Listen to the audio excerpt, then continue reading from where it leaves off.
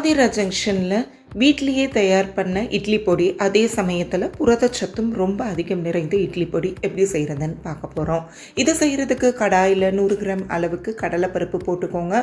அதை கொஞ்சம் கைவிடாமல் ஒரு 10 நிமிஷம் வரைக்கும் நல்லா நிறம் கொஞ்சம் லேசாக மாறுற வரைக்கும் நல்லா வறுத்து எடுத்து ஒரு தட்டில் நீங்கள் ஆற விட்டுருங்க. அதே மாதிரி 100 கிராம் அளவுக்கு கருப்புளுந்துலாம் நீங்கள் நல்லா வறுத்திங்கன்னா சூப்பராக வீடு ஃபுல்லாக மனம் வருங்க. அந்த அளவுக்கு நீங்கள் வறுத்து எடுத்து அதையும் அதே தட்டில் சேர்த்து ஆற வச்சிடலாம். 100 கிராம் அளவுக்கு துவரம்பருப்பு சேர்த்துக்கோங்க. இது நல்ல நயமான பொருட்களாக யூஸ் பண்ணுங்கள். அப்போ தான் இட்லி பொடி உங்களுக்கு சுவையாக இருக்கும். அதே மாதிரி 100 கிராம் அளவுக்கு பாசிப்பருப்பும் போட்டு நல்லா வறுத்து எடுத்து வச்சுக்கோங்க.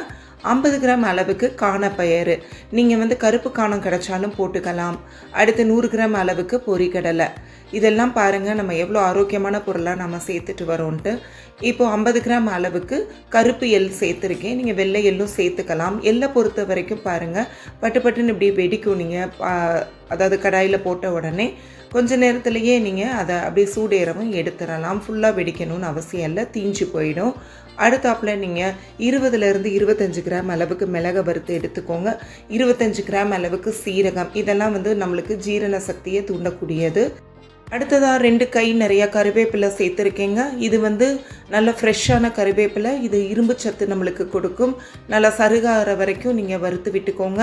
கேஸ் ஸ்டவ் ஆஃப் பண்ணி கூட வறுக்கலாம். காரத்துக்கு 4 மிளகாய் வத்தல், 12 பல்லு பூண்டு போட்டு வறுத்து எடுத்து வச்சுக்கோங்க. காரம் அதிகமாக வேணும்னா கூட 2 மிளகாய் வத்தல் சேர்த்துக்கலாம். கொஞ்சம் போல் கல்லுப்பை வறுத்து எடுத்து நீங்கள் பொடி பண்ணிங்கன்னா உங்களுக்கு வண்டு விழாமல் இருக்கும் இட்லி பொடியில். இதெல்லாம் ஒரு தட்டில் சேர்த்து ஆற விட்டுருங்க. ஆரமும் நம்ம கொஞ்சம் கொஞ்சமாக எடுத்து மிக்ஸி ஜாரில் சேர்த்துக்கலாம். நம்ம பொடி அரைச்சதுக்கப்புறம் இந்த பூண்டெல்லாம் லேசாக திப்பியாக தெரியும். அதெல்லாம் உடச்சி நல்லா கிளறி விட்டிங்கன்னா சூப்பராக ஆறி நல்லா ட்ரையான பொடியாக வந்துடும். உப்பு உங்களுக்கு அந்த நேரம் தேவைன்னா நீங்கள் லைட்டாக உப்பு தூள் உப்பாக சேர்த்துக்கலாம். இப்போ இதை நம்ம இட்லியோட பரிமாறலாம். நல்லெண்ணெய் கலந்து இந்த நல்ல ப்ரோட்டீன் ரிச் இட்லி பொடியை நீங்கள் குழச்சி நீங்கள் சாப்பிட்டீங்கன்னா உடலுக்கும் நல்ல தெம்பு கொடுக்குங்க. ஸோ இந்த ரெசிபியை நீங்களும் உங்கள் வீட்டில் செஞ்சு பார்த்துட்டு அவசியம் கமெண்ட் பாக்ஸில் கமெண்ட் பண்ணுங்கள். அப்படியே ஆதிரா ஜங்ஷனை சப்ஸ்கிரைப் பண்ணிவிட்டு பெல் ஐக்கானை ப்ரெஸ் பண்ணிவிடுங்க. மீண்டும் ஒரு ரெசிபியோடு சந்திப்போம்.